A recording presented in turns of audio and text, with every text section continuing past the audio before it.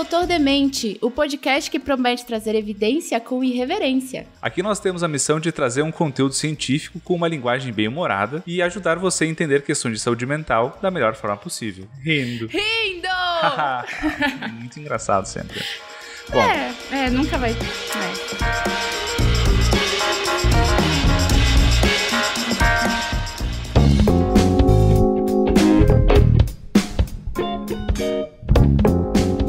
Então, pra quem não me conhece, eu sou Marcelo Rigoli, sou psicólogo, sou especialista em terapia cognitivo-comportamental, sou professor universitário e de pós-graduação, tenho meu mestrado e meu doutorado em cognição humana aqui pela PUC do Rio Grande do Sul e agora eu tô começando a banda de rock pauleira de Tiozão, como atividade extra. É verdade, viu? Ele me chamou pra entrar na banda dele, inclusive.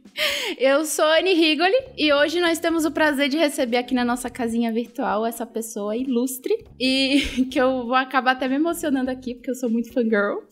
E que além de ser comunicadora, mãe de pet, de planta, também ser casada com um gaúcho. Tem um podcast incrível sobre saúde mental, esquizofrenóias. Maravilhoso, inclusive recomendo. Então pode entrar, Amanda Ramalho. Sobe as palmas. Oi, gente. Obrigada pela essa recepção. Já faz muito tempo que eu tô pra vir aqui, mas a minha agenda tava muito corrida. Conflito de agenda, né?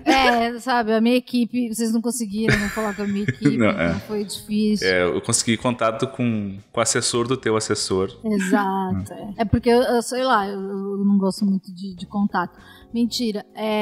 Eu tive muitos problemas de saúde, mas eu estou aqui porque quis. Sim. E eu tava esperando esse convite, porque eu estou me recuperando, mas daí eu falei, meu Deus, eles não se interessam mais por mim.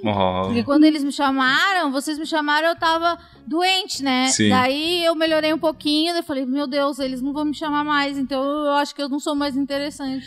Eles me odeiam. Não! Essa sou eu. Felizmente não é o caso. Eu fico, inclusive, enchendo o saco do Marcelo, falando assim, já mandou mensagem pra Amanda? Já mandou mensagem pra Amanda? Vê se ela tá melhor, vê se não sei o quê. Não vamos desistir da Amanda, não.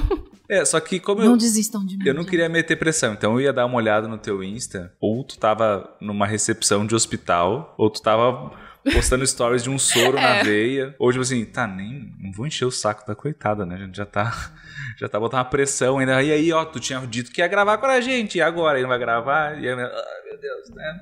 Tendo uma transfusão de coração lá. Transfusão de coração.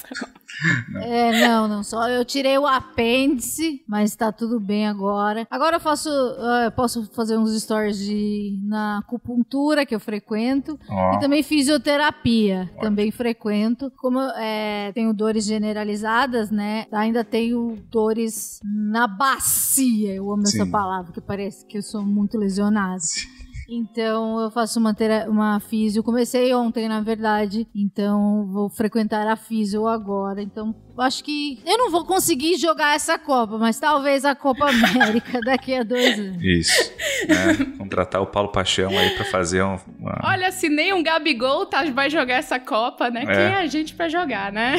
Quem é a gente? Não foi dessa vez, desculpa.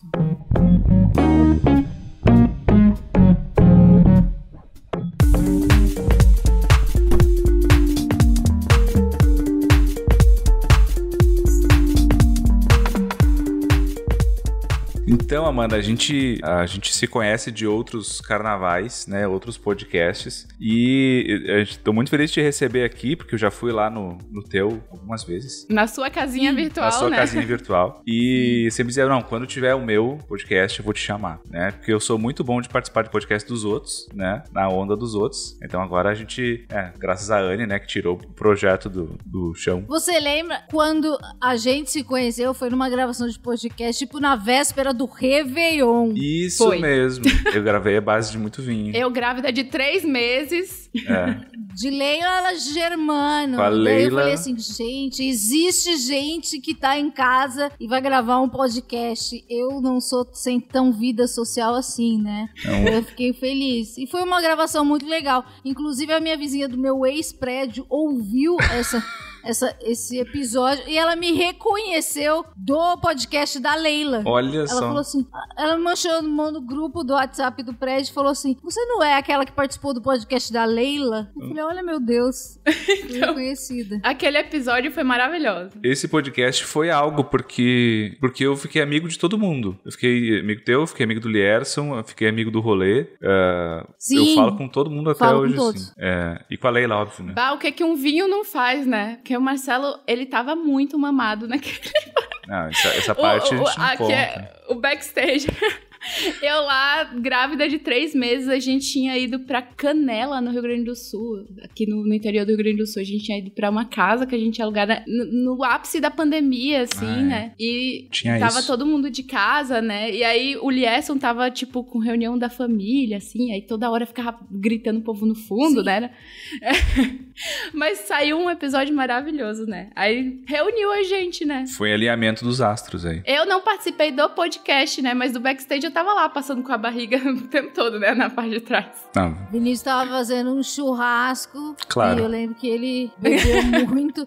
E daí ele já, tipo, dormiu antes da meia-noite. E esse foi o meu ano novo daquela pandemia. Mas também não gosto muito o nosso foi tipo isso também, né? de festejo.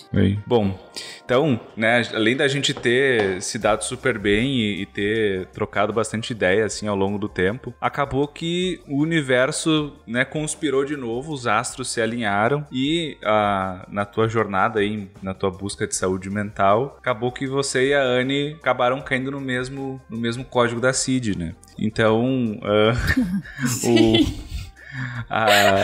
O código da... Agora eu entendi a piada. Muito bom. Tem essa montagem? Vamos fazer. É viralizável no meio. Gerando cortes. E aí a gente tem estudado muito sobre o assunto, né? Por óbvio, né? Tanto pra Anne se entender, quanto pra eu entender a Anne, quanto pra eu potencialmente entender a Mia, que tem um risco, uma chance maior, né? De ter. Coitada, né? O pai com TDAH e a mãe com TEA. Não tem pra onde correr. A criança é neurodivergente. Vai né? pra algum lugar, vai, né?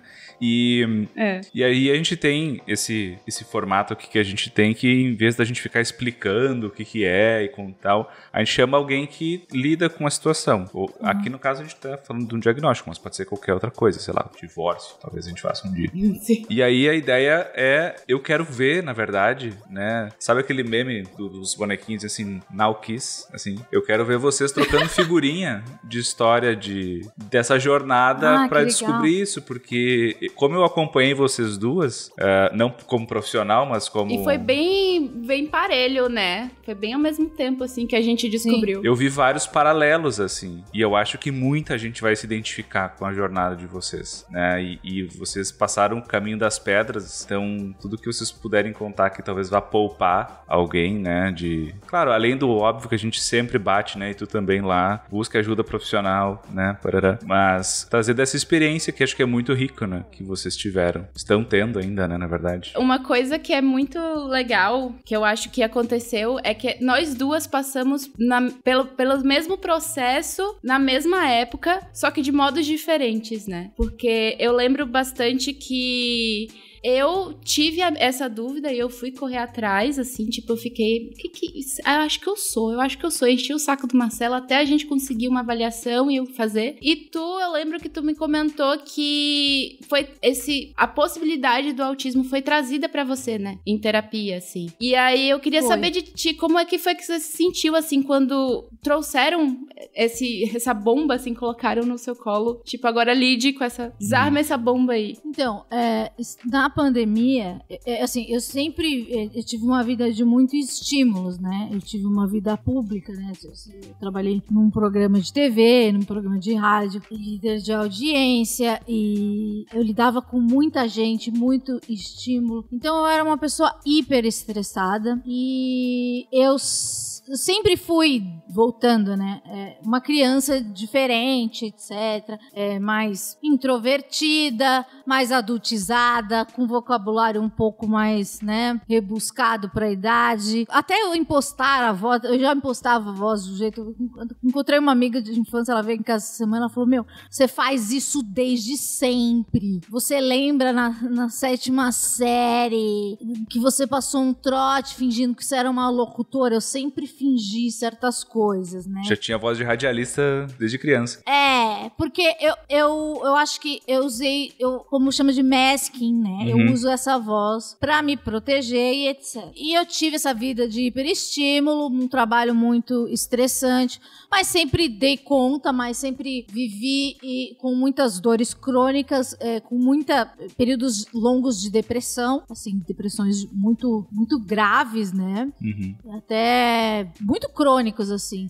Já sofri internação, muito sofrimento. E durante a pandemia, o que aconteceu? O esquizofrenóias era uma coisa nova e dava pra fazer de casa.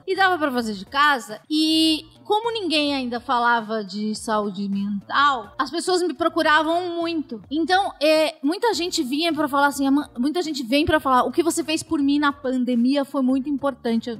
Parece que eu trabalhei muito na pandemia. E hoje eu entendo isso, que eu fiz muita coisa na pandemia, mas eu não sabia, eu só tava fazendo. E as pessoas não tinham, né? E eu acho que talvez eu chegue numa profundidade que vocês também chegam, só que naquela época não tinha ninguém que chegava nessa profundidade e não tinha. E quem tava começando a lidar com o sofrimento procurava. Então, pra mim, tava muito tranquilo, porque era um lugar muito confortável. Então, eu tava feliz. Tipo, meu Deus, mas você tava feliz na pandemia? Não tava feliz na pandemia. Você tava bem, tava ok, né? Eutímica. Porque eu não tava hiperestimulada. Eu podia trabalhar de casa, eu tava ganhando dinheiro, tava tudo bem. Eu consigo muito te entender muito, porque eu até fico falando assim, tipo, eu odeio falar isso, mas pra mim a pandemia não foi o que foi pras pessoas, porque a maioria das pessoas ficou ansiosa, e pra mim foi tipo assim, como é que eu posso dizer? Férias que eu tirei do mundo, né? Tipo, parei de ser super estimulada, assim, eu produzia melhor, produzia mais coisas, e... Eu também. Foi quando eu saí da depressão, inclusive. É verdade. Eu diminuí a medicação na época, eu tava estranhamente bem. E daí o meu terapeuta veio e falou assim, vocês terapeutas, tem isso, né, do supervisor, falou assim, há alguns anos, né, que meu terapeuta já tem algum tempo, né, que eu tô com ele uns 10 anos mais até. Já tem algum tempo que a gente vem ventilando essa possibilidade. Ele não é um especialista na área, mas a gente vem falando sobre isso, que talvez você esteja no espectro autista, porque você é hipersensível, sempre fui muito sensível, hiperempática, sabe?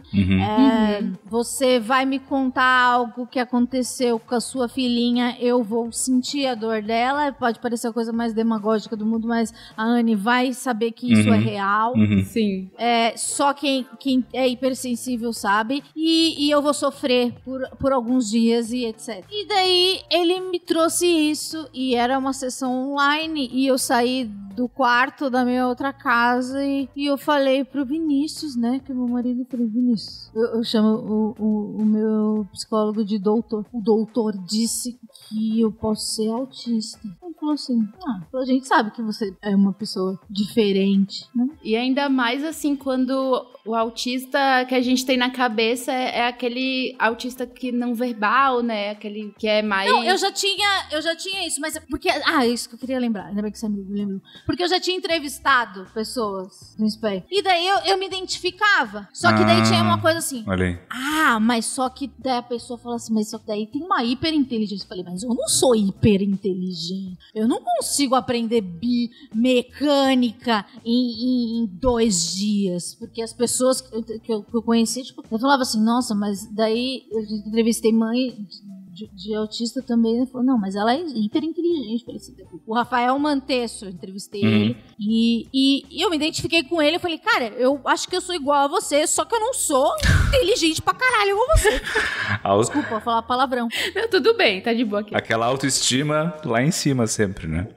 Sempre, né? E daí, tipo, então sempre vinha alguma coisa assim, mas... E depois ele me falou e eu fiquei tipo assim, daí, né? Comecei a ler ler. E daí o que aconteceu? Pra mim a coisa mais bizarra é que eu tinha dado uma entrevista pro Rafinha Bastos. Eu falei isso pro Rigoli? Eu acho que sim. Acho que não sei.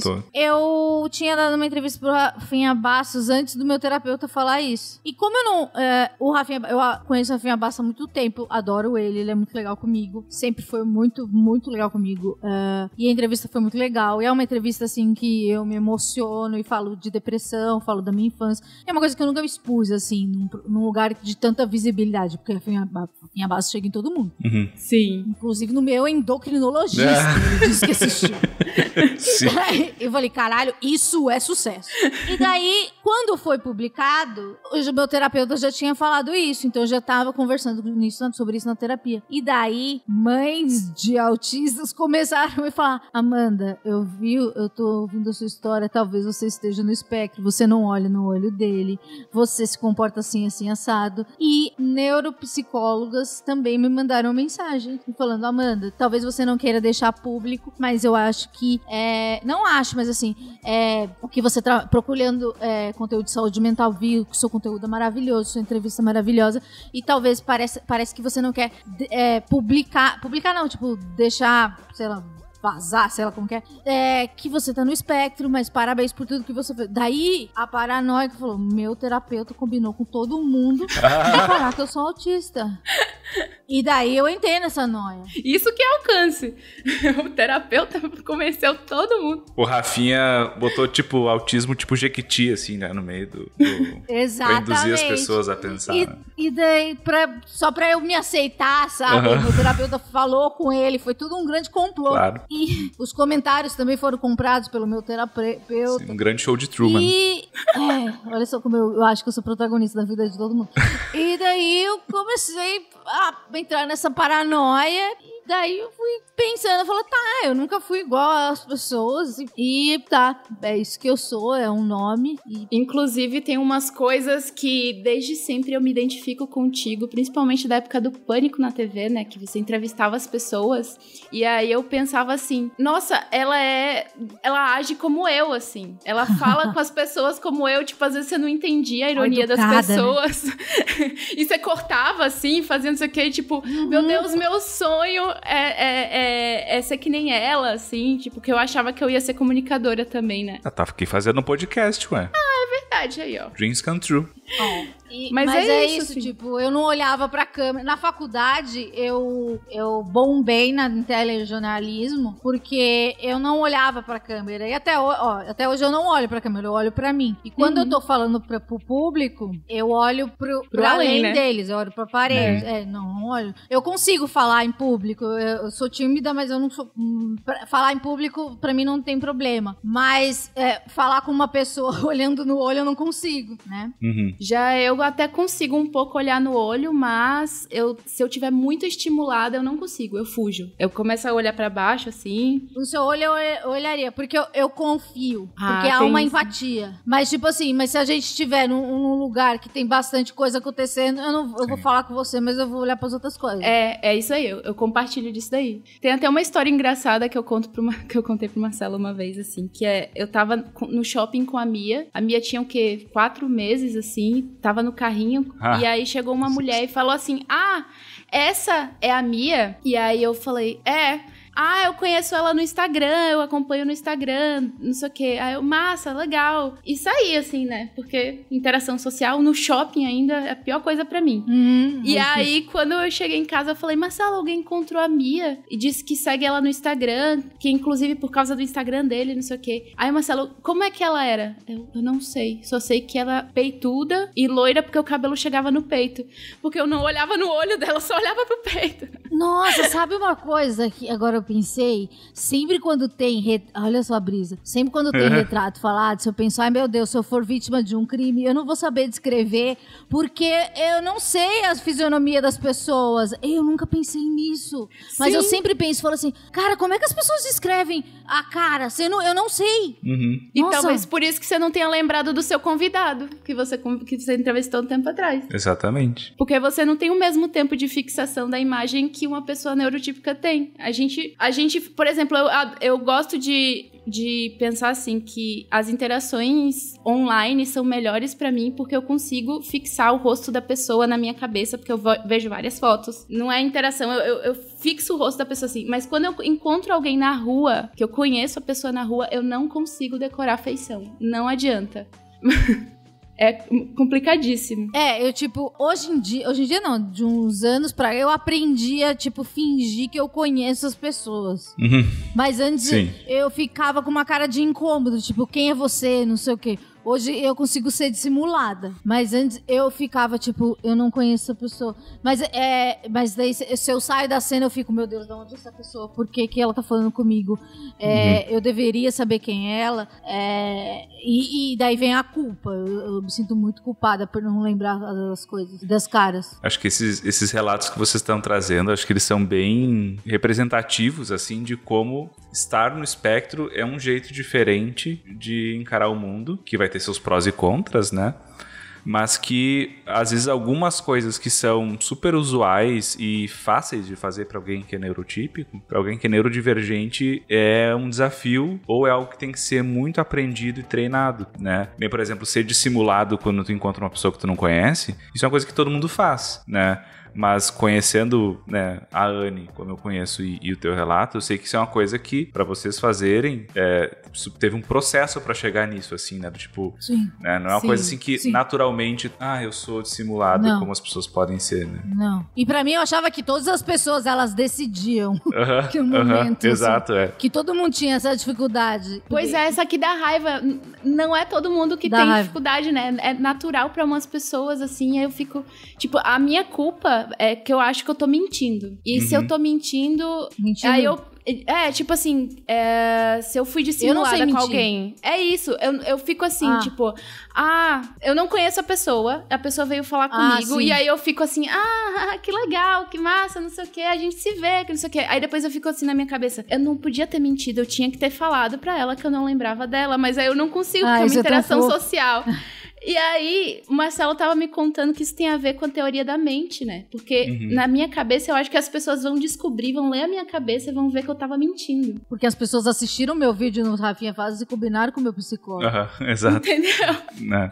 E isso tem a ver com teoria da mente. Exatamente. Que é um rolê... Você consegue explicar rapidinho, amor, o que é a teoria da mente? Teoria da mente é a capacidade que a gente tem de entender que outros seres vivos têm uma mente que vai reagir a gente, né? Então, por exemplo, hoje a gente estava vendo a Mia começar a tentar nos manipular, a subir a escada, a gente dizia que não, e ela virava e mandava beijo, né? Então... Ai, que fofa!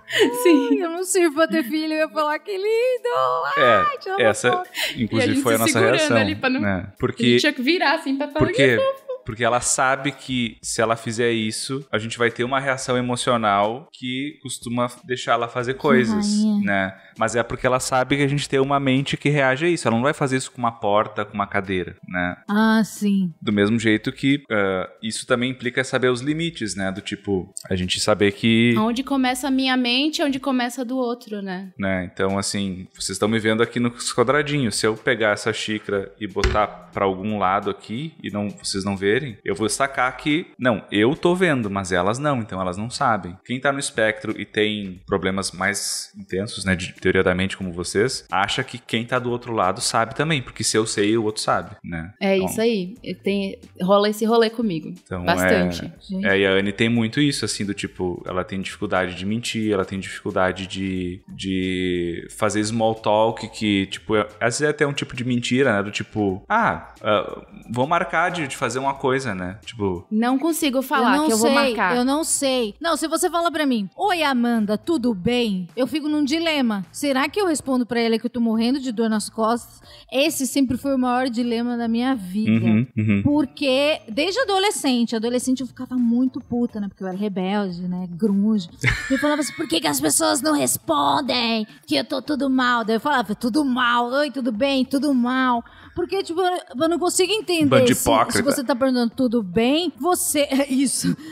Se você pergunta tudo bem, é porque você quer saber se eu tô bem. Mas eu, hoje, né? Depois, sei lá, de 25 anos, eu tenho 36, devo estar aprendendo com 25... que o tudo bem, embora eu sinta um comichão pra falar a verdade pra você. Não significa que você se interesse por minha vida. É apenas porque é assim que a gente aprendeu no curso da vida. É um protocolo social, né? É, mas isso me dá um nó até hoje. Eu não consigo lidar com o tudo bem. O tudo bem me fala, gente, por que as pessoas não são sinceras? As pessoas têm que falar, eu tô com problema de dívida. Por que essa pessoa tá com problema de dívida? Ela fala que tá tudo bem. Sim. Sabe uma coisa que acontece comigo também, que é tipo assim, quando alguém fala, vamos nos encontrar num barzinho.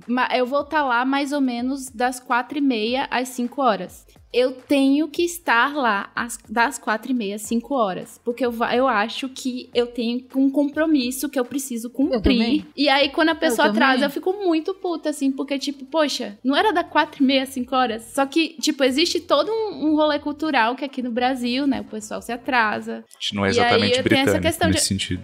Né? Eu também fico eu fico assim, por exemplo, ainda mais churrasco, 6 horas, ninguém chega às 6 horas. Sim. Todo mundo chega às 10. E daí, gente, como assim? Vamos ser realista, né? Bota um horário realista. Né? Por que a pessoa mente, sabe? Se você não tem, sabe? Por que mente essas coisas, sabe? Eu não consigo entender.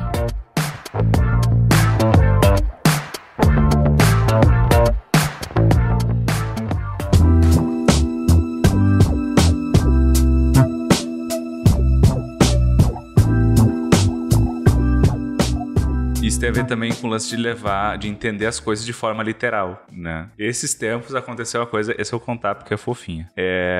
A gente tava comigo? Eu que fiz? Sim. Ai, meu Deus. Você é autista com quem eu convivo, né? Não é Segue mais, onde eu sei, conta né? aí. A gente tava num momento mó carinho, assim, mó amor, assim. E aí eu mando pra ela assim... Fala assim, amor, eu não consigo mais imaginar minha vida sem você. Aí tá, e fica. Aí depois de um tempo ela volta assim, amor, fiquei preocupado com uma coisa que você falou. Eu disse, o que houve? Que você não consegue imaginar sua vida mais sem mim. Acho que isso não é legal, essa dependência, assim. Acho que é importante você ter sua autonomia, ter tua vida sem... Tipo, quando que eu falei isso? Não, tá, mas é uma força de expressão. Eu consigo imaginar minha vida sem você. Eu sei que eu conseguiria viver sem você. Seria uma merda, seria muito ruim. Eu teria que fazer muita terapia pra superar e tal. Mas eu consigo, Yane. Então por que tu falou que não consegue? Sim, mas é que é uma força de expressão. Isso. É uma coisa que as pessoas falam, né? Dela... eu lembrei disso, você contou, lembrei disso. Ela fez a carinha que ela faz de... Vou anotar aqui no meu caderninho de algoritmos sociais, né? Que isso está ok de ser dito. Inclusive, a neuropsicóloga que fez a minha avaliação me deu um livrinho chamado Dicionário de Porto Alegrês. Eu falaria isso se fosse verdade. E eu falaria do fundo do meu coração. Sim. Se fosse literalmente verdade. Eu nunca falaria isso da boca pra fora. É muito isso. Porque, sabe? É que nem... eu já falei muito com os meus amigos. Eu consigo falar que amo pra alguém, mas eu não consigo falar que sinto saudade. Porque saudade é tipo uma falta absurda. Daí tem, tipo, sei lá, uns amigos meus que, tipo, saudade de você. Tipo, pandemia, voltamos a se ver. Você falou... Daí eu fiquei perturbada, assim. Um amigo especial, daí eu até falei pra ele, cara, eu não tava com saudade de você. Porque eu não senti falta dele, sabe? Eu gosto dele, mas a saudade é uma falta. Eu não fazia falta na minha vida. Por falar em saudade, tem uma questão também que eu acho que tu deve sacar essa bem, Amanda, que é assim, as pessoas neurotípicas, elas têm uma necessidade visceral de se encontrar pra matar saudade. Tipo, tem que ser pessoalmente, né? Tipo, vamos ali num barzinho, ou vamos num show, ou vamos num cinema, vamos nos ver pessoalmente, eu vou na sua casa tomar um café. Só que eu consigo matar a saudade de alguém falando por WhatsApp. Tipo assim, eu não preciso estar presente, em corpo presente com a pessoa pra matar a saudade dela, assim. Então, eu acho que quando alguém que é neurotípico fala assim, você não gosta de mim, não quer me ver, mas eu quero, eu tô falando falando com você aqui. Eu não preciso estar do seu lado pra provar que eu te amo, né? Eu tô aqui. Tô conversando contigo. E é uma coisa que é meio difícil dos neurotípicos entenderem da gente, assim. Querem muita coisa. Eu entendi o que você quis dizer. Mas nisso eu me identifico. Isso eu identifico, porque no TDAH também tem, assim, né? Que é aquele lance do tipo, se eu não tô vendo, não existe. Não é que eu esqueço das pessoas, mas pra eu sentir falta da presença de alguém, ou até de alguma coisa, que isso não é só com pessoas, é com objetos e com tudo, né? Tem que ser bem intenso, assim, porque aí quando, por exemplo, a Anne viajou, se eu não tava falando com a Anne, ou se eu não tava vendo alguma foto dela, uma coisa assim, eu não sentia falta dela. Agora, no momento que eu falava com ela, tipo, por que ela tá longe, né? Mas no momento que terminava a chamada, eu focava em outra coisa, passou. Tipo, é quase tipo aquela criança que tu esconde a bolinha atrás da cabeça e a criança, onde é que foi, né? Tipo... Eu não vou dizer que isso não foi fofo, porque eu compartilho também. Quando eu falava com você, eu sentia falta, mas também quando... E ok, tchau. Minha vida segue aqui. Gente, que casal adulto. Mas foi... Inclusive, essa viagem pra São Paulo foi punk. Punk, porque foi a primeira viagem que eu fiz depois da pandemia, depois dessas férias que eu tive, assim, né? E eu tive um meltdown terrível, porque do dia que eu cheguei na quinta-feira, até o domingo eu saí todos os dias e eram lugares lotados, cheios de pessoas, eu tinha que conversar, eu tinha que interagir. E aí, quando chegou na segunda, fudeu. Não, mas isso, eu sempre... Quando eu viajei, eu sempre me cansei muito, me cansava muito, me canso muito, né? Então, se é uma coisa, vamos, sei lá, o Vinícius falou, vamos para a Europa.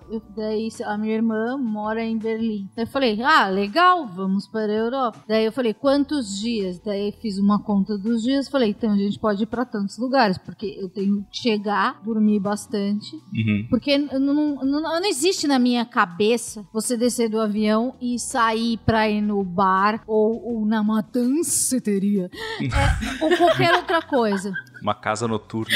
Uma casa noturna. Não existe isso, gente. Eu não sabia nos termos, né? Hiperestímulo, sabe? E sim, eu sempre me protegi.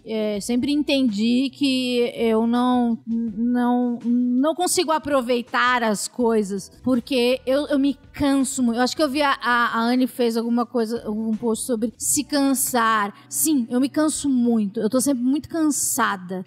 E ver alguém, entrevistar alguém, falar com alguém, tudo é cansativo, entendeu? Você postou isso, né? Tipo, uma reunião e daí precisa de não sei quantas horas de descanso e não sei o que, e daí no final você cumpriu 2 tarefas no dia. Sim, eu consigo cumprir no máximo 2 tarefas no meu dia. Eu sempre fui isso. E eu sempre me senti muito culpada de ser uma pessoa muito improdutiva, sabe? Apesar de ser uma pessoa muito elétrica e criativa, eu nunca fui muito prática. E daí, pra resolver problema, o meu corpo não aguenta. Só que agora, eu consigo entender. Falo, eu preciso. E eu não preciso me comparar com as outras pessoas que elas conseguem. Tipo, eu vejo as pessoas, elas têm reunião, elas terminam um call e falam, beleza, eu tenho uma outra reunião. O próprio Vinícius, ele faz umas 12 reuniões por dia. Se eu faço 2, eu vou me matar. Sabe? Porque, tipo assim, existe um personagem da reunião, entendeu? É muita energia que a gente gasta. É uma persona, né? E esse personagem, ele é muito cansativo. Todo mundo tem uma persona. Só que quando a gente é neurodivergente, essa persona, ela exige muito desgaste. Eu queria só, senão vou esquecer, falar de uma explicação que o meu terapeuta deu sobre uma pessoa do espectro autista. As pessoas mais antigas, elas sabem o que é um PHBX? PHBX, até eu nem lembro o nome. Sabe aquelas monte de linha de secretária eletrônica que aquela mulher ficava cheia de fiozinho? Ah, sim. Uma pessoa que não é neurodivergente, ela consegue atender várias linhas ao mesmo tempo. Um neurodivergente, ela atende 2 linhas no máximo, ou uma. Porque tem menos conexões. Sim, e se atender 2, precisa de um tempo de pausa maior só também, né, pra descansar. E daí, sabe? Então, a minha vida toda, eu acho que a Anne também, eu tive que atender 25 linhas ao mesmo tempo. Só que eu não dou conta. Então, eu sempre tive em depressão, sempre tive muito cansada, sempre tive muita... Eu sou psicossomático, tenho fibromialgia. Então, meu corpo já... Sabe? Então, eu queria dizer que quem estiver ouvindo isso, e eu acho que as pessoas... Eu vejo que as pessoas buscam por conteúdo, assim, meio 5 maneiras de melhorar a saúde mental. Então, eu acho que 5 maneiras de procurar melhorar a produtividade. Cara, se você não consegue, pensa que você não é como essas pessoas que precisam dessas 5 maneiras. E não precisa ser, sabe? Porque eu acho um mundo muito cruel com a gente. E com a gente que não sabe que é assim. Porque eu não sabia que eu era assim. Hoje, eu sei. Então, eu vou ler e falar essas 5 maneiras de produtividade. Falar, cara, isso não é pra mim. Eu não vou ler esse livro. Sabe? Porque Sim. eu não sei. Inclusive, o meu terapeuta fala sempre que a gente tá sempre fazendo concessões pro mundo, né? Tanto que eu tava falando pra ele assim, às vezes eu me sinto mal de pegar fila preferencial, de estacionar em vaga de deficiente. E aí ele falou assim, Anne, você estacionar numa vaga de deficiente é menos tempo procurando uma vaga, é menos estímulo. Anne, você pegando uma fila preferencial é menos tempo esperando numa fila, é menos tempo ouvindo todos os estímulos de um mercado, por exemplo. Então, sim, odeio o mercado, odeio shopping, odeio. Né? Então, a gente tem que sim usar os nossos direitos, né? Porque o tempo todo a gente tá fazendo concessões pro mundo. O autista, ele vive em desconforto. É basicamente isso, assim. Eu também, uma entrevista muito boa que eu fiz com a Beth Moreno, ela tem uma filha que ela tem, ela tá no nível 3, e a Isa, a filha dela, e ela falou que, e eu guardei essa frase mesmo muito tempo antes de saber que eu tava no espectro. Ela falou, o autista é caminhar sobre uma caixa de brita. É isso, o nosso chão é muito irregular, é muito desconfortável. Não é lisinho, sabe? Sim. E por falar nisso, tem uma questão também de que como a gente tem essa questão do processamento sensorial, né? Tem algumas coisas que o povo não ensina, que é tipo, a gente tem 7 sentidos, a gente não tem só 5. E um deles tem a ver com a nossa noção de equilíbrio. Então, realmente, se o chão tiver irregular, a gente vai sentir e isso vai ser um estímulo pra gente. Isso que a gente quer estabanado, deixa nós. Sim. Ai, é muito ruim. O mundo precisa respeitar os estabanados. Sim. Isso eu me identifico. Eu tô sempre... Eu acho que eu até vou terminar de fechar meus braços de tatuagem pra esconder os hematomas, porque meu maior inimigo, além das escadas, como Kung Fu Panda, são as maçanetas de porta. 2 vezes por semana, meu braço roxo, porque eu fiquei enganchado, porque me bati. É um problema. Mas isso que vocês estão falando, eu acho que entra numa pergunta que eu queria fazer pra vocês, assim, que é... O que vocês acham que mudou na experiência de vida de vocês de saberem que vocês estão no espectro e de entenderem essas limitações e de talvez nomear essas coisas? O que facilitou, o que piorou? O que facilitou é que eu tinha um tipo de... Eu achava que era uma crise de ansiedade, mas é uma dissociação. E eu tratava como crise de ansiedade, então eu tomava ansiolítico e tal. E normalmente acontece durante o banho, eu começo a sentir as gotas do chuveiro e ouço os barulhos, ouço minha mão, ouço meu cabelo, ouço minha pele, sinto tudo. E sempre tive isso, eu lembro de adolescente ter isso e eu achava que era ansiedade. Então, hoje eu não tomo um remédio pra ansiedade. Eu sento e falo, isso tá passando, isso eu tomo consciência, estou no banheiro, vejo que tá tudo bem, o barulho, eu tô hipervalorizando, minha cabeça tá hipervalorizando o barulho e uma hora vai passar. Como eu tratava como ansiedade, eu ficava ansiosa pra parar. Então hoje eu nem, as últimas vezes que aconteceu, eu só, ai, que saco. Então, tipo... Olha ali de novo, né? Sim. Meu cérebro deu uma desreguladinha, ele tá voltando. Aconteceu depois que eu fiz a cirurgia, eu tirei o apêndice, né? Só doença mesmo. Eu tirei o apêndice e daí, tipo, eu tomei anestesia, ele mexe com a cabeça, né? Essas coisas. E daí, depois que eu voltei do hospital, e a anestesia foi passando, e eu fui entender, né, que, tipo, eu tive uma cirurgia de emergência, que, tipo, sei lá, eu fui pro hospital com dor nas costas, saí saí sem apêndice, sei lá, 2 dias depois. Então foi um trauma. Sim. Até, tipo, de senso, de tempo e espaço. Falei, que dia é hoje, sabe? E daí eu acho que uma regulação, sabe, do que tava acontecendo foi bem, tipo, na semana, assim, tipo, daí minha cabeça deu esse... voltou. Acho que é isso, tipo, eu sei nomes e também eu devo dizer que eu sinto um pouco de raivinha ainda. Sim, imagino. Porque eu imagino que muita coisa deve mudar, né? Porque eu lembro que quando eu tive meu diagnóstico de TDAH, teve um luto, assim, mas era uma coisa mais porque foi meu primeiro diagnóstico, do tipo, eu nunca tinha recebido um diagnóstico antes. Depois eu recebi vários, né? A vida segue. Né? Tu coleciona aí. Vários CIDs, né? Mas eu lembro que teve isso, mas teve um lado que foi assim, nossa, agora tudo faz sentido, né? Então, uma série de experiências que eu tinha e que ou eu me culpava, ou eu interpretava como sendo fraqueza, ou como sendo burrice. E às vezes a gente sente umas coisas, eu pelo menos senti, nossa, eu sou a única pessoa que sente isso. Porque eu nunca conversei com ninguém sobre isso. Exato. E daí falar, meu Deus, existe um grupo. E daí, sei lá, comecei a ver no TikTok, eu vi uma menina, isso me deixou muito mal, que ela falou que, como é que era? Eu não lembro, agora eu não sei. Puta que eu não durmo mais, assim. Eu dormia fazendo um gesto com a mão. Sim. O quê. Se você dorme assim, eu vi esse TikTok. E daí eu falei, eu durmo assim!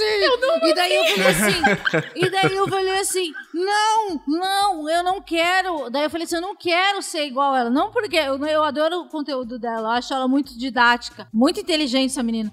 Mas esse vídeo foi tão perturbador porque eu sempre dormia assim e daí ela dá uma explicação, é uma regulação que não sei o que. Eu falei assim, não, eu só achei que eu era excêntrica, porque eu dormia em poses excêntricas, por quê, sabe? E daí você fica com raiva, sabe? Isso, dá raiva. Tipo, eu era a única que fazia isso e deixa o meu jeito estranho de dormir. Não é pra ser uma comunidade, mas daí é uma comunidade. Então fala, beleza, que ótimo, é uma comunidade. Então tem esse conflito. O Marcelo mesmo, ele achava que eu tinha preguiça de fazer muita coisa. Eu vou denunciar ele. Ele achava que eu tinha, e eu falava pra ele, mas eu não consigo. Por exemplo, ontem eu dei uma bronca nele, porque ele sabe que eu odeio o gosto de coisas de plástico quando fica com gosto de café. Tipo, se você bota copo de plástico, ou sei lá, qualquer coisa de plástico, você bota na pia, aí você pega o café que você acabou de coar e botou na pia, aquilo vai deixar com gosto de café. E aquilo me deixa tão desregulada que eu fico assim... E aí o Marcelo, eu falei pra ele assim, você sabe, moça, se você me odeia, fale agora.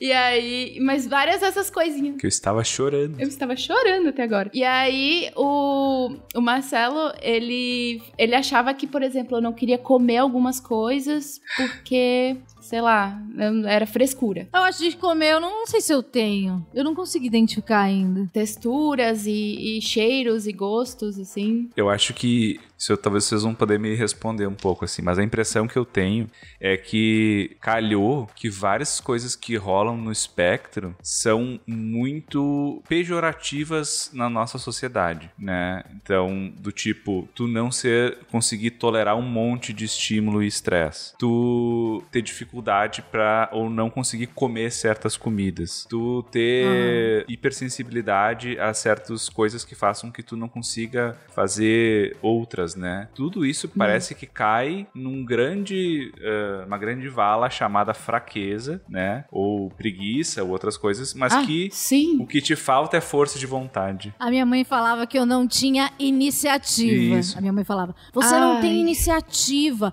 Porque, tipo assim, eu faço até hoje, né? Agora eu faço mais porque, tipo assim, como eu reduzi bastante a medicação, que eu também hoje tomo CBD pra fibromialgia e também pro autismo, e então eu reduzi bastante a medicação, então eu tô me reconhecendo, né? Eu começo a ver características. Então, tipo assim, eu paro e fico assim, eu esqueço as coisas, eu não lembro, eu paro de andar no meio, sabe? Eu tenho que anotar tudo porque eu esqueço tudo e eu preciso de um tempo diferente. Eu lembro quando eu era criança, eu colocava uma perna da calça e deixava a outra. E aí meu pai falava, começava a ver TV, daí meu pai falava, Amanda, você não terminou de se vestir. E isso eu não esqueço de me vestir até hoje, mas eu sou assim até hoje. Sim. Eu esqueço coisas fundamentais.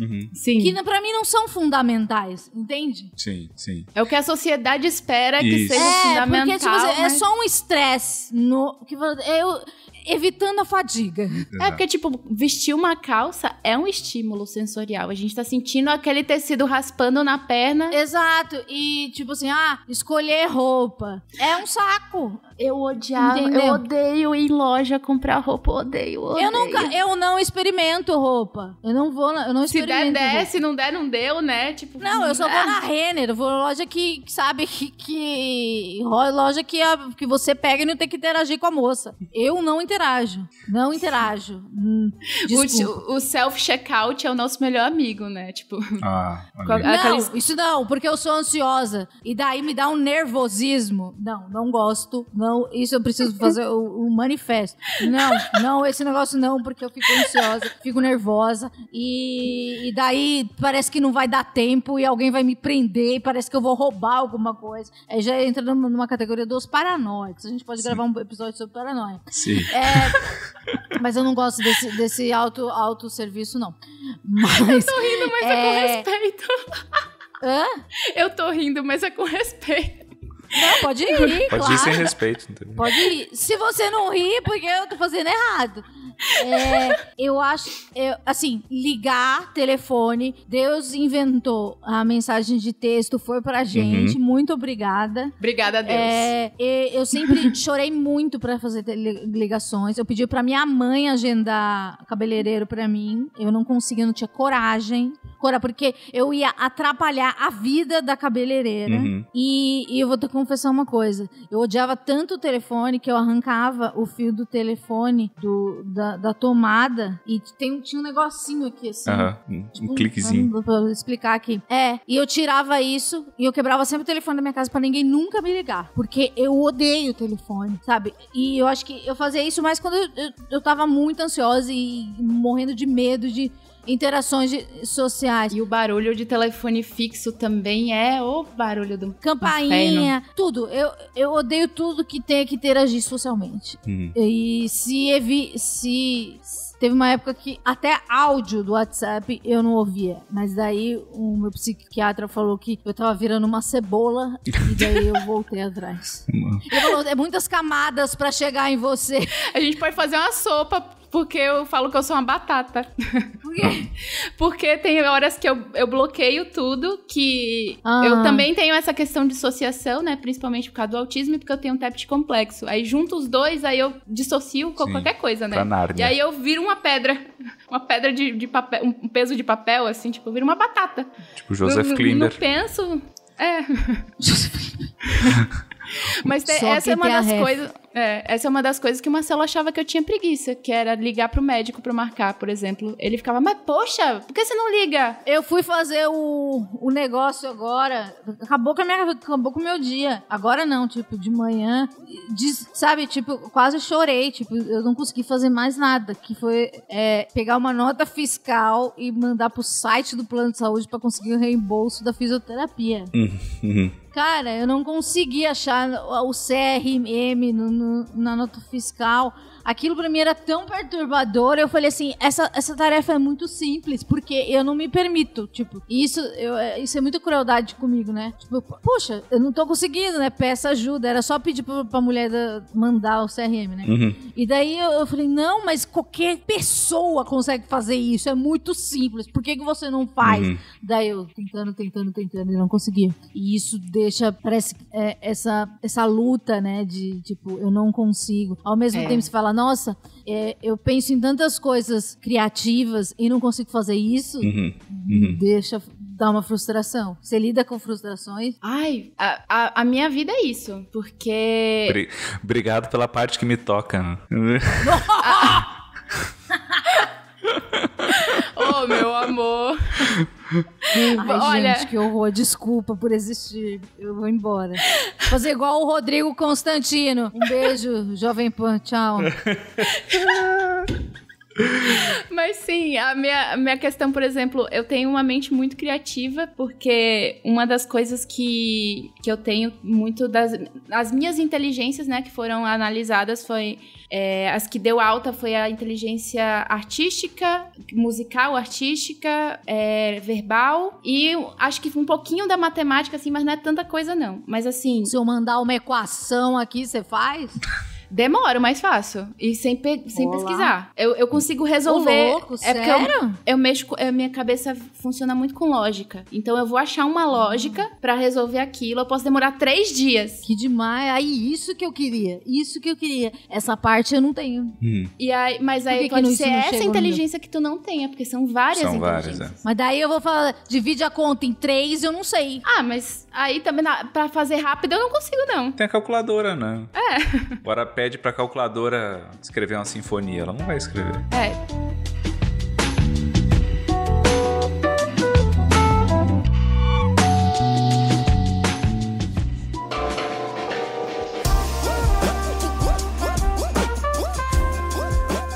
Aí eu fico pensando em muitas coisas ao mesmo tempo, tipo assim, eu preciso fazer isso, tipo, uma ilustração, eu preciso fazer isso, fazer aquilo. E aí na hora de fazer, de executar, de colocar pra fora, eu não consigo. Porque eu tô muito estimulada, e aí com essa estimulação toda, eu bloqueio aquilo dali que tá acontecendo na minha cabeça, aí depois eu perco tudo que tá acontecendo na minha cabeça, perco tudo, o fio da meada, desisto, fico frustrada e me sinto culpada porque não fui capaz de executar uma coisa que eu sou tão boa, assim, entre aspas, sabe? Que nem quando eu tava mal, que eu tive fibromialgia muito aguda, e daí eu não conseguia concatenar ideias, eu não conseguia fazer frases. E cara, o que eu sei fazer da minha vida é falar, inventar frases que as pessoas têm risadinha. A sua inteligência verbal é altíssima. Ai, obrigada. Quando você avaliar, você lembre de mim, que eu falo verdade, isso daí, você vai ver. Eu vou te contar. Cara, e daí eu falei assim, cara, eu não sei fazer nada além de falar, sabe? Porque, tipo assim, eu sei que a minha cabeça, ela tem uma rapidez e graças à ansiedade também, eu tenho um timing um pouco mais acelerado e tenho referências engraçadas pras pessoas. Apesar de não fazer humor, eu acho que... Eu faço humor, sim. Não faço humor diretamente. Mas... E daí você começa... Daí eu não conseguia fazer uma frase simples. E daí eu falei assim... Fora que passou pela minha cabeça que eu tava com esclerose múltipla e outras coisas muito pesadas. Eu falei, nossa, o Vinícius vai ter que me cuidar de mim pra sempre. Eu sou um estorvo na vida dele agora. É isso que passou na minha cabeça. E daí, cara, eu não conseguia falar. Então, tipo assim, eu sei fazer uma coisa boa na vida, que é falar. E eu perdi essa habilidade. Sei lá. Quem sou eu 2 agora, meses. né? Sim. O que eu vou fazer? Eu não sei fazer planilha no Excel, sabe? Não tenho talento pra isso. Mas eu vou te dizer que isso é mais comum dentro do autismo do que parece. Porque, assim fazer como no Excel? ficar não verbal. Que é, por exemplo, quando o Marcelo me leva no hospital pra emergência, ele já sabe. Ele que tem que falar com a pessoa que vai fazer a triagem. Ele que tem que falar com o médico. Eu travo no médico. Eu não consigo. Sabe a única coisa que eu consigo falar com o médico? Eu vou morrer. É tipo isso, né? Eu já entendi que eu preciso acompanhar a Anne em algumas consultas médicas, especialmente do começo. Ai, que bom que você tem isso, porque eu achava que isso era tipo... Isso eu me achava realmente único. É porque geralmente quando a gente tá indo nesses lugares, a gente tá muito desconfortável, né? Porque precisa muito ajeitar alguma coisa que tá ali. Então, e outra coisa, vamos aqui, outra reivindicação. O hospital tem uma luz muito branca. Horrível. Não nos favorece. Horrível.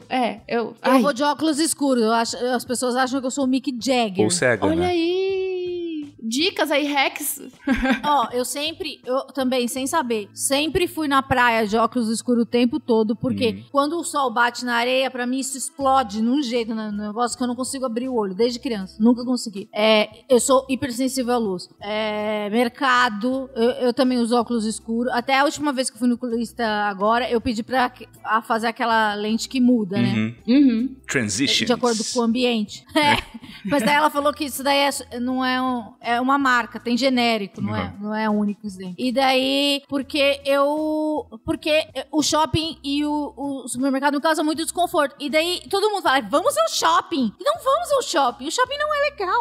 O shopping tem muita coisa pra olhar. Eu não quero. Em Porto Alegre tem um shopping que tem um trenzinho que fica andando, que é o Iguatemi de Porto Alegre. É horrível que tem um trem, do nada ele fica buzinando pra você, você tem que sair do meio. Pergunta, Marcelo, a gente tem que conta pra fugir ela do trem. como é que eu fico quando chega o trem. Que eu começo a me tremer. Eu fico, flapping, assim, eu fico, Mas isso faz que as pessoas comprem? Não, é pras crianças andarem. É pras crianças entrarem e andarem pelo shopping todo, que o shopping é gigante, assim, né? E eles passeiam pelo shopping todo. Que legal, o shopping é sempre bobo, né? Só que aquilo ali é, tipo, no dia que tá vazio ele anda, no dia que tá cheio ele anda também. Então, foda-se, ele vai patrolando todo mundo que tá na frente, assim. E eu fico muito ansiosa. E aí que rola o lance de ficar não verbal, que a Anny tava falando, né? Porque é que eu tava falando de ir na consulta com ela, né? Porque como ela começa a ficar desconfortável, ela muta, né? Ou ela vira a chavinha do masking e começa a responder coisas socialmente aceitáveis. Eu nunca vou esquecer quando a gente foi na primeira consulta com o obstetra, que acabou fazendo parte da Mia, que a médica perguntou assim, então, alguma condição de saúde, alguma medicação? E a Anny, não, tudo bem. Sendo que tinha, tipo, uma lista de, tipo, 5 alergias, 7 doenças, 3 medicações. E ela, tipo, não, tudo bem. Eu só queria sair dali. E eu, tipo, como assim, Anny? Tu tá grávida com um monte de problema. É óbvio que tem um monte de coisa. Peraí. Daí eu entendi. Não, tá, realmente, né? Eu preciso estar junto em algumas situações. Porque senão a consulta não vai adiantar de nada. Ela vai... Não é que ela tá mentindo pro médico, mas ela tá dando uma resposta que ele vai chegar a outra conclusão que não tem nada a ver. Isso me lembra uma coisa que quando aconteceram coisas muito emocionantes na minha vida, esse que agora você falou, o não verbal, dá um bizil, né? E daí eu começava a pensar, eu não tenho emoção. Porque normalmente eu sou totalmente emocionada, né? Emocionada no sentido de choro, porque se eu ouço, se você faz aquele barulho de, sabe, eu começo a chorar. É impressionante. Você faz isso, eu choro. Eu sou assim. É bizarro. O Vinícius dá muito essa na minha cara. Faz, eu choro. E em qualquer idioma. Eu já testei isso. Tipo, se uma pessoa... Eu não entendo o que ela tá falando, mas se ela tá numa entonação de choro, eu choro. Aquele TikTok dos indianos que ficam fazendo assim, aí chorando e assim, feliz, você chora também. Agora, pensando em choro, já veio uma lágrima, juro. É muito matemático mesmo, tipo, o botão choro na minha cabeça. E daí, às vezes, sei lá...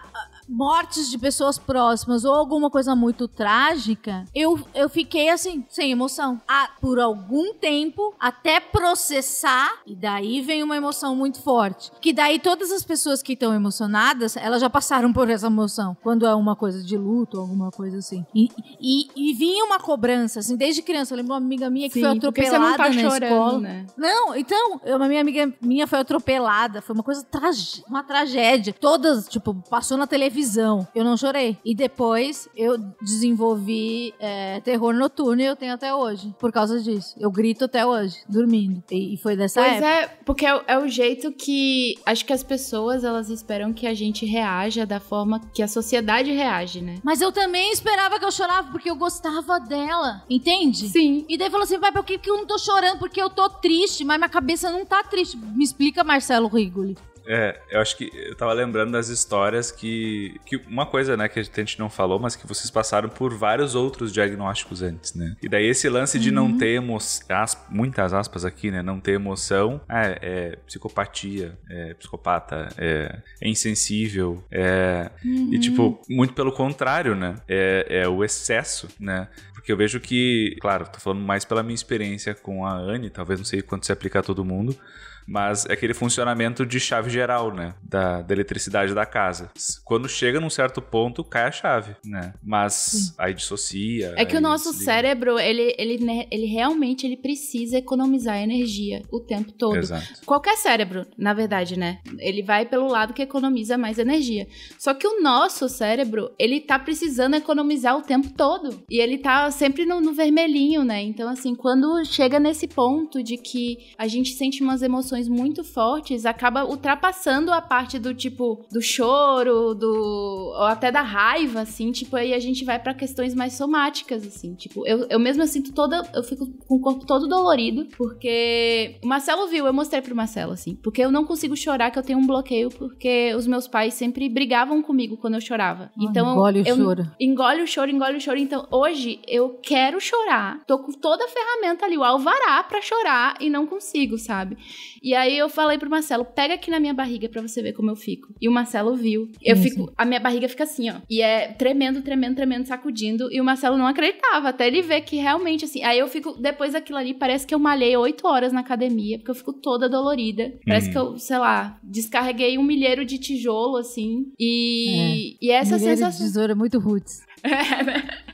E aí Mas é isso, assim, eu acho que a gente pula a parte do tipo, da emoção, do ciclo da emoção, né, de tipo, chorar, demonstrar as coisas assim, e vai pro corpo, sentir no corpo, né. Tem uma coisa que eu lembrei, vocês são um casal, quando eu conheci o Vinícius, eu sempre fui uma pessoa muito silenciosa, eu adoro silêncio, e daí, no nosso primeiro encontro, e nos muitos primeiros encontros, ele ficava perturbadíssimo pelo silêncio, tipo, eu sou uma pessoa tediosa. Eu só tava parada, tipo, não quer dizer que eu não me interesso pelo seu assunto ou porque eu não quero, é só porque eu tava quieta, sabe? Eu gosto do silêncio, sabe?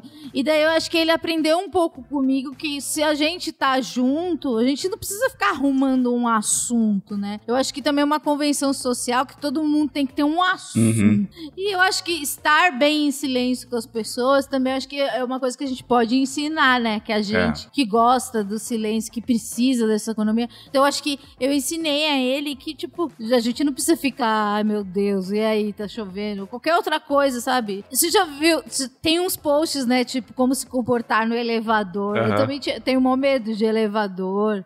Eu tenho também. O nosso problema foi outro, na real, que não era em relação à conversa, porque eu também curto silêncio e curto, sei lá, ficar lendo, fazer qualquer coisa. O nosso problema foi, eu sou uma pessoa cuja linguagem do afeto tem muito a ver com contato físico. Pra mim, abraçar é o maior gesto de afeto que existe, assim.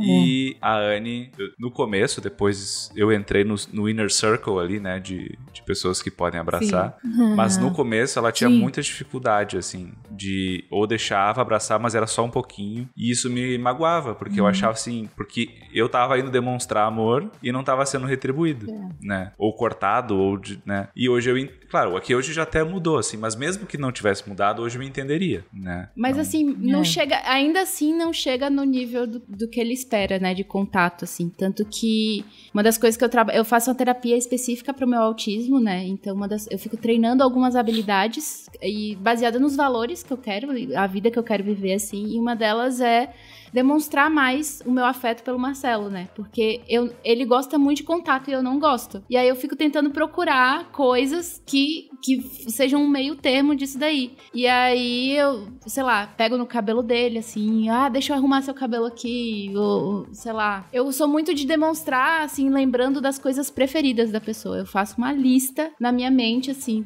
essa pessoa falou tal momento ali que ela gosta disso daqui. Nunca mais vou esquecer. E aí, quando chega no momento de presentear, o Marcelo mesmo, ele fala, Anne, aniversário de tal pessoa, qual presente a gente dá? Aí eu, tal presente.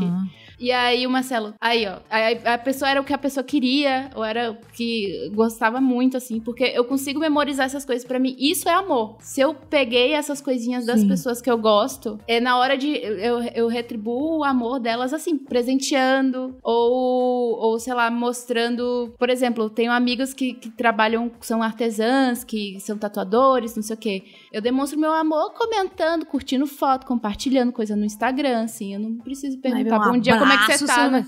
Abraço não quero não. Aí não. É complicado. Eu escrevi um texto que chama Eu Não Quero Seu Abraço. E nessa época eu não sabia de nada, sabe? Era um texto que o UOL pediu pra eu escrever sobre depressão. Legal. E era isso, tipo, eu não falava assim, o que eu não queria das pessoas, pode até procurar, eu não quero o seu abraço. Eu achava que as pessoas, elas ofereciam um abraço, mas elas nunca perguntaram pra mim se eu gostava. Essa era a base do texto. E elas nunca perguntaram se eu gostava de abraço. Então o abraço me deixa mais tensa. Então, tipo assim, você tá triste e chorando e daí a pessoa fala, ai, vou te dar um abraço. Você tá piorando tudo, porque você não sabe que tipo de sofrimento eu tenho. Porque, né, acho que ele podia perguntar antes, né? Você quer um abraço? Um abraço é uma coisa invasiva, é que nem passar a mão no cachorro, né?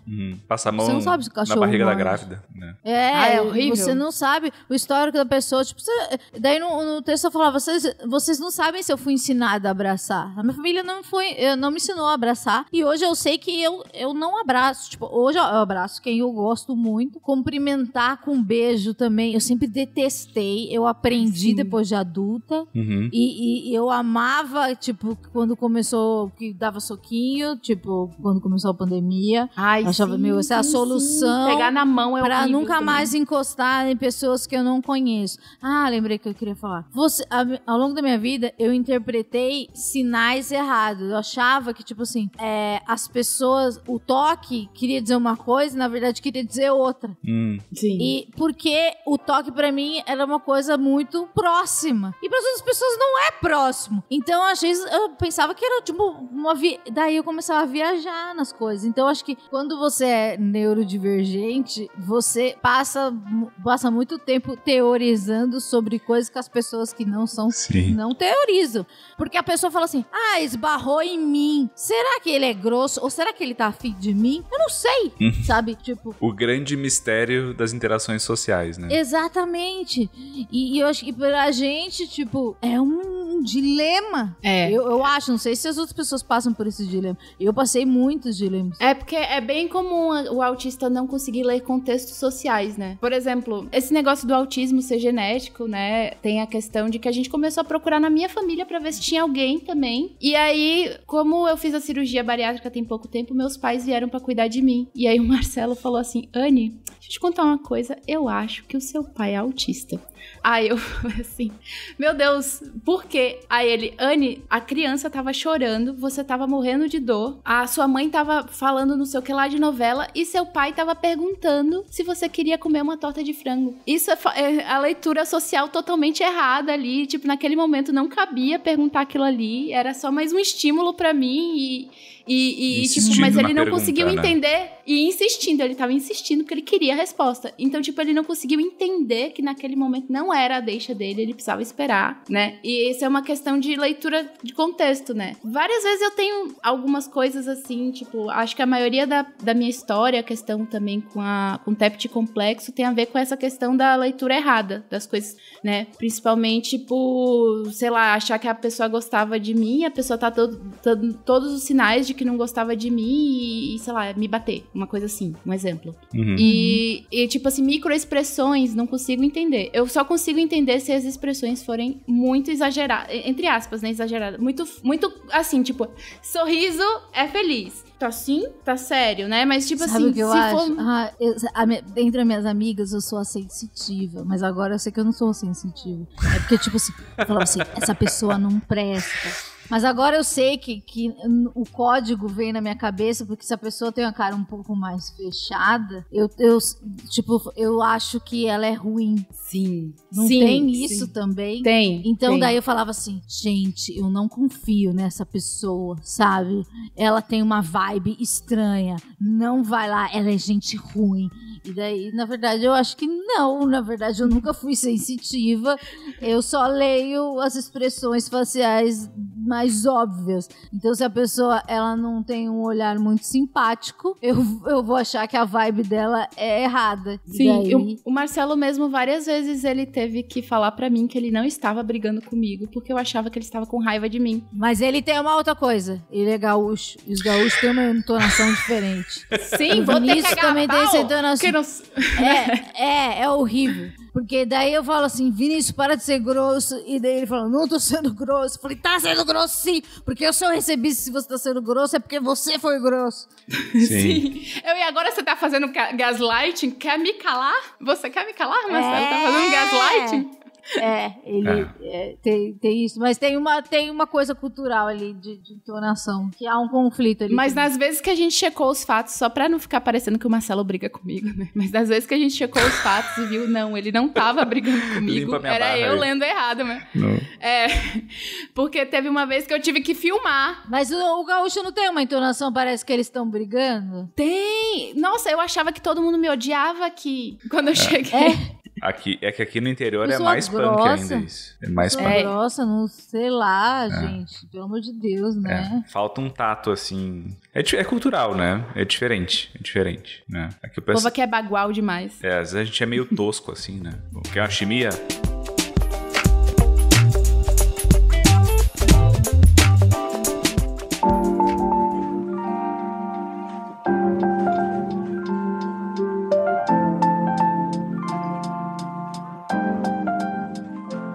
Mas bom, gente, tava vendo aqui, estouramos o tempo já. A gente poderia, sei lá, passar todo o resto da noite conversando. Talvez dê pra fazer um episódio 2 em algum momento. Mas vamos fazer. Adorei te receber aqui na nossa casinha virtual. Adorei que a Anny criou essa ideia de casinha virtual. E te agradecer muito. E eu queria... A porta tá sempre aberta pra ti, viu? Da nossa casinha virtual. Exato. E da casinha física também. E da física também. São amigos muito fofos. E agora falando uma coisa que eu sempre falo, e eu percebo que eu sou bem idiota, porque eu falo sempre para as pessoas, eu gosto muito de você, mas eu gosto mesmo, porque quando eu falo isso, é porque realmente gosto, né? Porque eu não falaria se eu não gosto, entende? Sim. Então, eu acho que eu não preciso nem enfatizar, eu acho que considero vocês amigos mesmos, tipo, e uma coisa que eu também entendi, que a gente, quando a gente tem uma identificação com alguém, a gente tem uma cumplicidade, né? Uhum. Porque e eu achei, eu falei, mas eu sou isso, eu nunca soube entender. E eu sinto isso por vocês, então não vou explicar, né, cientificamente, porque eu gosto mesmo, porque vocês vão entender que eu não falaria isso se não fosse real, e já estou falando novamente. Mas é de verdade, muito obrigada, Marcelo, todas as vezes que você me ajudou. Marcelo já mandei mensagem pra ajudar amigo meu, familiar, uma pessoa muito querida mesmo. Anny, você é incrível. Eu fico muito feliz de estar perto de você nessa jornada, né? Que parece a Lumena falando. As nossas jornadas pessoais. Eu sei mais ou menos como que é pra você, você sabe como que é, pelo menos a gente não tá sozinha e obrigada, contem comigo sempre, vocês são ótimos, eu sou muito fã da Mia, sigo ela no Instagram. Sim. Se eu encontrar vocês no shopping, por favor, decorem meu rosto. Eu vou olhar seus peitos, já vou avisando. Então, daí como você vai conhecer meu peito pelo meu Instagram? Rola meu feed, quem sabe aparece alguma coisa. Obrigada mesmo. Eu que agradeço, eu tô muito feliz mesmo, porque é a primeira vez que a gente se fala assim por áudio, né? Porque é só mensagem, a gente troca bastante mensagem, mas é aquela coisa, acho que quando a gente entende o que o outro tá passando, a vida fica muito mais fácil, né? Várias vezes eu falava assim... Já veio uma lágrima. Olha só como eu sou. Não aguento mais, fica chorando no Brasil. Várias vezes eu ia pesquisar coisas, assim, a gente tava falando sobre o autismo, né? Eu ia, peraí, deixa eu pesquisar essa coisa aqui pra ver se tem a ver com o autismo, porque era alguma coisa que você tinha trazido que não era o que eu tinha, assim, né? E aí eu comecei a descobrir mais coisas, aí eu compartilhava contigo. E aí, mas eu sei que é muito legal esse senso, assim, de ter alguém por ti no mundo, assim, uma comunidade, né? E eu fico muito feliz de estar fazendo parte da sua comunidade. Menos a menina que dorme assim. Sim. Mentira. Não, ela tá cancelada. Nossa, poxa, saber que alguém dorme assim acabou comigo. Chorei tanto. Falei, acabou comigo. Falei assim, não pode ser. E daí, quando eu começo a ver muito indício, daí eu chego no Vinícius e falo, Vinícius, então eu sou mesmo. Ele falou, Amanda, tem mais alguma dúvida? Sabe? Ai, sei lá. Sim, eu falo isso com o Marcelo também, então agora eu sou mesmo. Olha, tem esse negócio novo aqui que apareceu. Não sei o quê. Mas sim, vamos aproveitar aqui pra... Faz às vezes, amor. Você que tá de host hoje, vai. Pois é, então eu ia te perguntar, Amanda, se por acaso a pessoa é insana e não te conhece, tá morando embaixo de uma pedra, onde é que ela te acha? Você pode me seguir nas redes sociais, né? E estão no Twitter, não sei se o Twitter existe ainda, hoje que a gente tá gravando existe. Ainda é. No Instagram e Amanda Ramalho e Esquizofrenóia. Você pode procurar no seu player favorito. E muito obrigada, é isso. Eu quero participar mais sobre vários temas, porque é o que eu falei, tipo, adoro falar e eu falo, né? E assunto a gente tem, né? Ai, temos. A gente, como diriam os amigos meus, a gente rende o bloco. Exato. Exato. Então tá, gente. Então, as nossas DMs estão todas abertas, né? Pelo menos a minha, no Twitter, @MarceloRigoli, no não Instagram. Entra na minha, não. No Instagram, @DrDemente. Aceitamos sugestões, dúvidas, críticas, desabafos, confissões, pedidos de teleentrega. Não vamos entregar, mas aceitamos o pedido. Não, pedido de teleentrega não. Não, a gente aceita o Marcelo? Na casa de vocês. Isso. Na casa, pedindo de teleentrega. Se quiser vir aqui em casa. Se quiser mandar pra gente uma pizza, né? A gente tá aceitando. É lógico. Então, muito bem. Um beijo, tchau. Obrigada pela paciência e até o próximo episódio. Beijo no coração.